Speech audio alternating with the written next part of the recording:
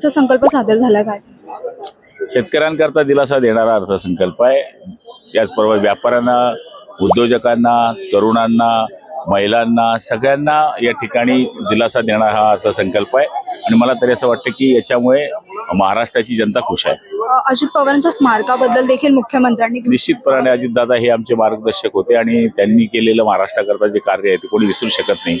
त्याच्याकरता त्यांच्या स्मारकाची त्यांनी घोषणा केली। 2100 रुपयांसाठी लाडकी बहीण जी हे योजना होती त्यासाठी 2100 रुपयांसाठी विरोधकांची मागणी कामच आहे मागणं, पण जी 1500 दिल्यानंतर हेच लोक कोर्टात गेले होते की योजना बंद करा। आम्ही ती कायम सुरू ठेवली आहे। खूप धन्यवाद सर।